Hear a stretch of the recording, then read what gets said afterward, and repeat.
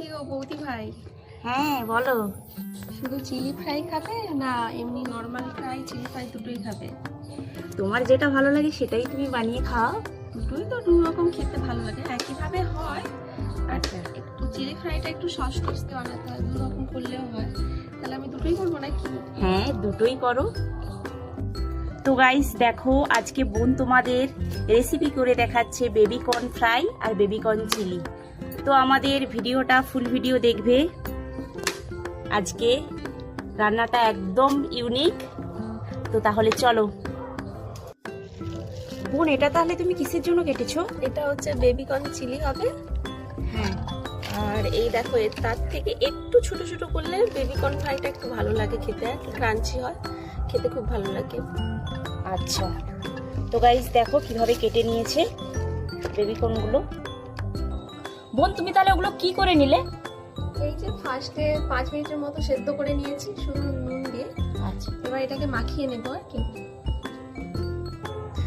পরিমাণ মতো বিট লবণ, আদা রসুনের পেস্ট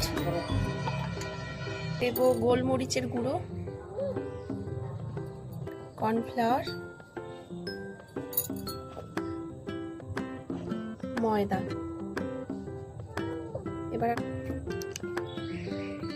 এটা ভালোভাবে মিক্সড করে নেব।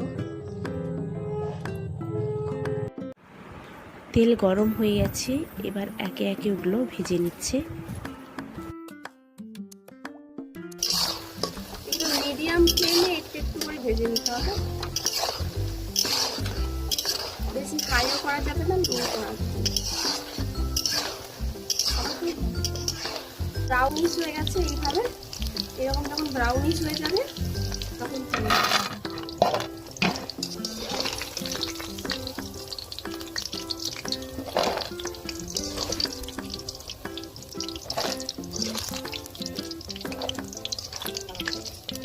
বৌদি ভাই, হ্যাঁ খাবে এসো, দেখো কেমন হয়েছে, খেয়ে বলো।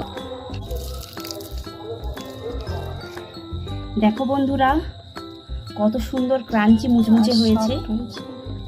আমি তোমাদের খেয়ে রিভিউ দিচ্ছি।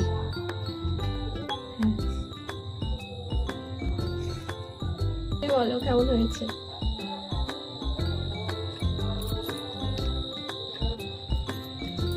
খেতে কিন্তু দারুণ। সেই জন্য আমাদের এত সুন্দর টেস্টি খাবার খেতে হলে আমাদের ভিডিও দেখতে হবে, আর অবশ্যই লাইক কমেন্ট শেয়ার করতে হবে।